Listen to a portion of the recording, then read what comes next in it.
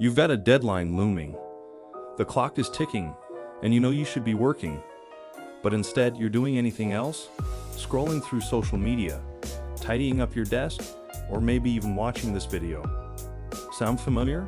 What if I told you that your procrastination isn't just laziness, but a symptom of something deeper, anxiety? Welcome to today's exploration of the anxiety-procrastination cycle, a frustrating loop that traps so many of us. But here's the good news, you can break free from it. Let's dive in. We've all been there, staring at a to-do list that feels overwhelming, knowing we need to start, but feeling paralyzed by the thought of actually doing it. The result? We put it off until the last minute, stress ourselves out, and vow that next time will be different. But next time, the cycle repeats. This cycle of anxiety and procrastination is more common than you might think, and it's incredibly draining. But why does it happen? And more importantly, how can we break free from it? That's what we're going to explore today. Whether you're dealing with generalized anxiety disorder, GAD, or just experience anxiety in certain situations, understanding the link between anxiety and procrastination is key to overcoming it. And don't worry, we're going to keep this discussion practical and jargon-free. 1. Understanding the cycle. Let's start by understanding what the anxiety-procrastination cycle really is. At its core, this cycle is a loop where anxiety leads to procrastination, and procrastination, in turn, feeds back into anxiety, creating a vicious circle that can be hard to escape. Here's how it typically works. You're faced with a task. Maybe it's something big like a work project, or something smaller like responding to an email. This task triggers anxiety, often because of fear of failure, perfectionism, or the sheer amount of work involved. To avoid the discomfort of this anxiety, you put off the task. Initially, procrastination provides temporary relief, but as the deadline approaches, the pressure mounts and your anxiety increases. Eventually, you're forced to complete the task under immense stress, often leading to a less than ideal outcome, which reinforces the anxiety the next time a similar task arises. And so the cycle continues. This cycle is particularly insidious because it feels like a solution in the moment. Procrastination gives you immediate relief from anxiety, which can trick your brain into thinking it's a good strategy. But in reality, it's just kicking the can down the road, making the problem worse in the long run. 2. Why anxiety leads to procrastination. To break the cycle, we need to understand why anxiety leads to procrastination in the first place. One of the main reasons is fear of failure, fear of not being perfect, fear of judgment from others. These fears can make a task seem much more daunting than it really is. For example, if you're a student facing a big exam, the thought of studying might trigger anxiety because you're afraid of failing. That anxiety makes you want to avoid studying, so you procrastinate by doing something else. Anything else to distract yourself. But as the exam date gets closer, your anxiety grows and you're left cramming at the last minute, which only reinforces your fear of failure. Another reason anxiety leads to procrastination is perfectionism. If you believe that everything you do has to be perfect, the pressure to meet that standard can be overwhelming. This pressure creates anxiety, which makes starting a task feel impossible. After all, if you can't do it perfectly, why do it all? So you put it off, telling yourself you'll do it later when you're more ready, but that time never seems to come. There's also the issue of task overwhelm. When you have a lot to do, it can feel like you don't even know where to start.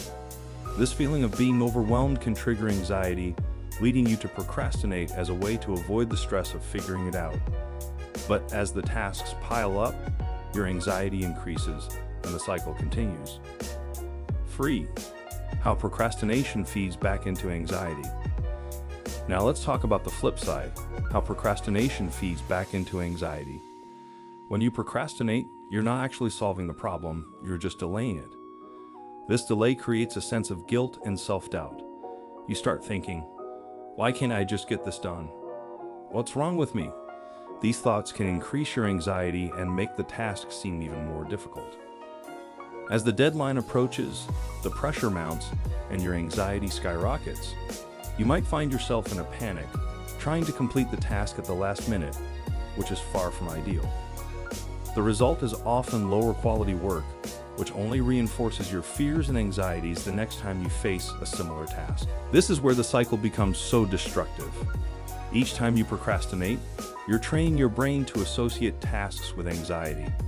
This makes it even harder to start tasks in the future, leading to more procrastination and more anxiety. But here's the thing, this cycle is not set in stone. You have the power to break it. 4. Breaking the cycle. Practical strategies.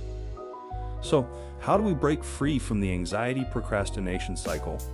The first step is awareness. Recognize that procrastination is not just a bad habit, it's a coping mechanism for dealing with anxiety. Once you understand this, you can start to address the underlying anxiety rather than just the behavior of procrastination.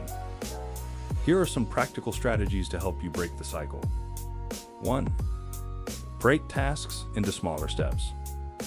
One of the reasons tasks can feel so overwhelming is that we see them as one giant project. Instead, try breaking your task down into smaller, more manageable steps. For example, if you need to write a report, start with just outlining the main points. Then, write one section at a time. By focusing on small steps, you reduce the anxiety associated with the task, making it easier to start. 2. Set specific goals and deadlines. Vague goals like, "I need to work on my project," can feel overwhelming. Instead, set specific, actionable goals with deadlines. For example, "I will write the introduction by 2 p.m. today." This gives you a clear target to aim for and makes the task feel more achievable. 3. Practice self-compassion. Be kind to yourself. Recognize that it's okay to feel anxious, and it's okay to struggle with procrastination. Instead of beating yourself up for not getting things done, practice self-compassion. Remind yourself that you're doing your best, and that it's okay to take things one step at a time. 4.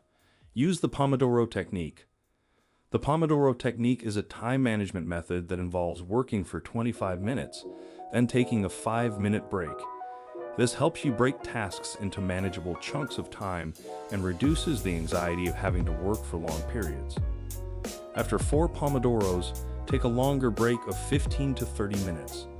This method can help you stay focused and reduce the temptation to procrastinate. 5. Challenge negative thoughts. When you notice yourself thinking, "I can't do this," or "it has to be perfect," challenge those thoughts. Ask yourself, is this really true? Often, these negative thoughts are exaggerated and not based on reality. By challenging them, you can reduce the anxiety they create and make it easier to start your task. 6. Focus on the process, not the outcome. Instead of fixating on the end result, focus on the process of doing the task. For example, instead of thinking, "I need to get an A on this paper," focus on the steps you need to take to write the paper. This shift in focus can reduce the pressure you feel and make it easier to get started. 7. Seek support. Sometimes, breaking the anxiety-procrastination cycle is too difficult to do alone. Don't hesitate to seek support from friends, family, or a therapist. Talking about your anxiety and procrastination can help you gain new perspectives and strategies for managing them.